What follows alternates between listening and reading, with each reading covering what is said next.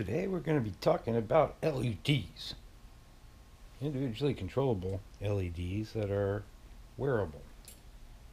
See many of these LEDs flashing here have been connected to Velcro or other ways to fasten them onto shoes, belts, or bikes, or any number of things. And basically, they're all the same thing, just slightly different, fastened together slightly differently.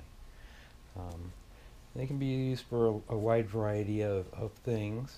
I've made them into a modular system to where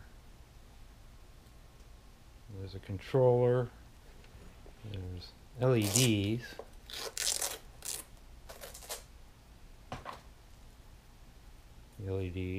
the controller, and then a power source. They're all fairly self-contained units and relatively interchangeable. You could get a different power supply, bigger, smaller, whatever to suit your needs.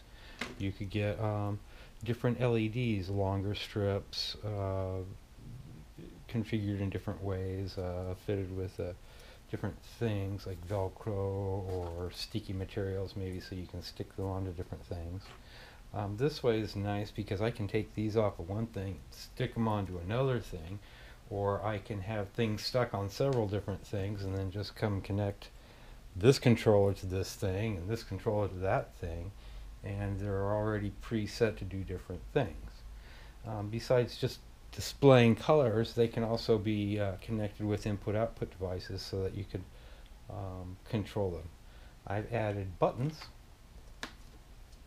These things are actually quite a bit of work to make, but it means I can change the way the lights do things.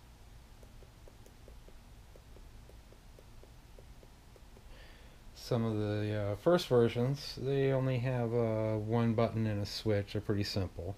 The software is basically the same software that I downloaded from their website. The newer versions have additional buttons over here to control speed and brightness, like I've done here with this program. This one is the same as that. It has two buttons on top and two buttons below, and these two control the speed, how fast it goes through. And if you slow it down, you can actually make it stop. And go the other direction. Kind of neat, huh? These two control brightness. Originally it was just full bright. Now I can control and dim it down to a much more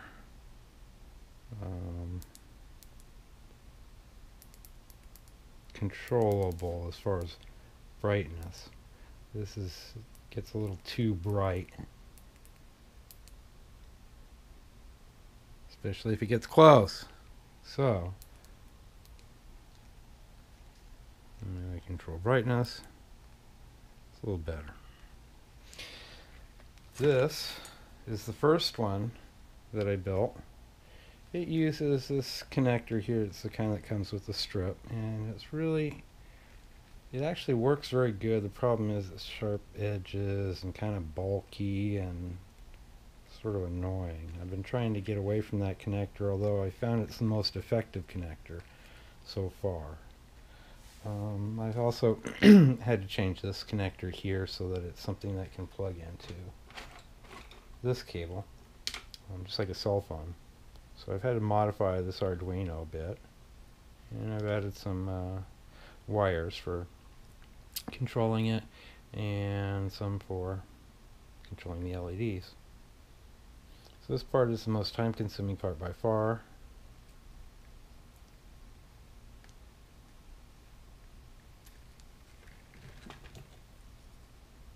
But it's all the difference in making all this stuff work together. So that's what we use. The LEDs come in a few different types. You can see this is in a silicone.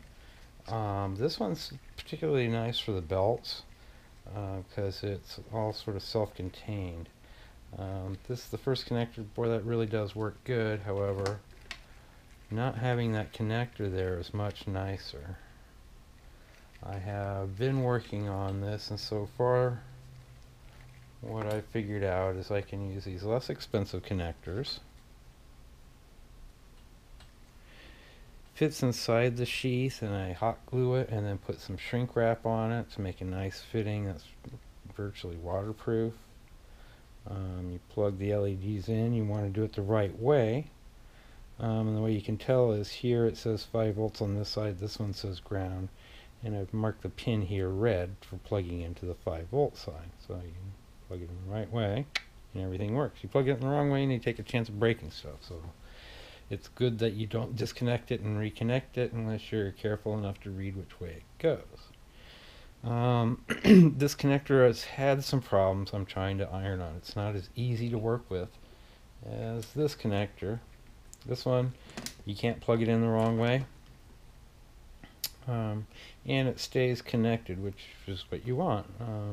When I've been testing this, I've been finding that this can come unplugged and then the lights go out, and that's no fun. And then you got to find it and plug it in, and sometimes that's kind of a hassle.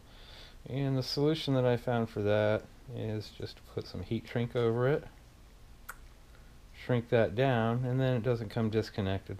The only times you really want to disconnect this is like if you're gonna hook it onto a different set of lights, or if you're programming it and you don't want the lights hooked up to it while you're programming, because you're gonna have it hooked up to the computer for a long time and you don't want the lights hooked up.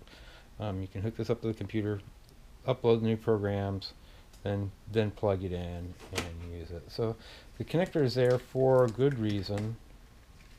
However, it's not something that everyone will want to always change, and so one way to solve that problem is to add some heat shrink tubing. And if you do want to disconnect it, you cut the heat shrink tubing off and do whatever you want to do, and then when you want to fasten it for later again, put some heat shrink tubing on it, plug it in, shrink it down, and it'll stay until you need to undo it again. So I think that's where I'm going with that. I'm not sure. I have had a new problem with the control panel. This one, you can see it's not on here. Fortunately, I was able to find my buttons, and so I don't have to remake this whole panel, because it's actually a lot of work putting all those buttons on there. And I'll have to fix all this where they ripped off, but this tore clean off of here. I'm not exactly sure. I think it was like this. And somehow, while it was on the belt, I had a knot in here through the loop so that this wouldn't get lost, because last week I lost one because this came disconnected and there was nothing to hold this to anything, and so it fell off entirely. So I learned from that. We put a knot in it, knot it around a belt loop, and then this won't leave the pants.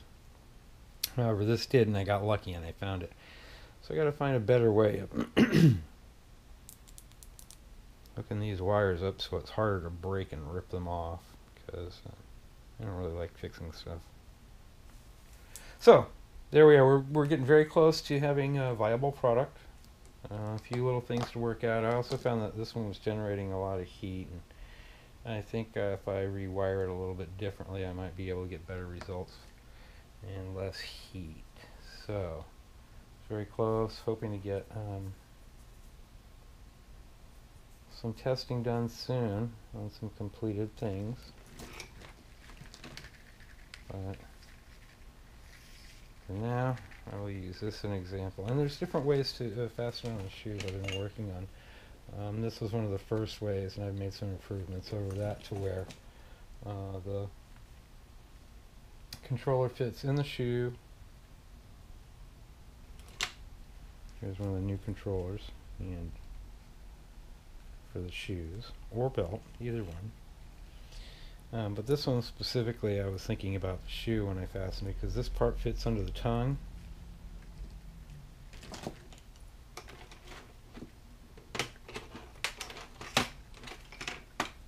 then this part plugs in there, and fits in the shoe. And this goes out to the LEDs and plugs in. You can see I've marked here and that connector there. And that's the new connector and our new controller, and I think I like that setup pretty good.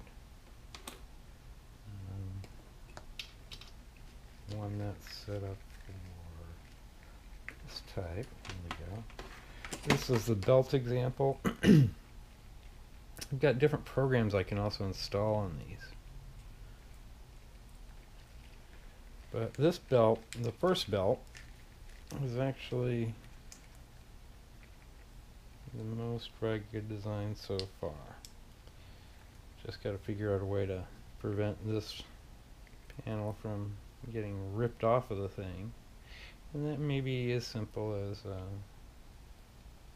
some Velcro or some tape or something. Possibly even fitting it all in a box. Not sure exactly, but that part is not far away. This part is here today.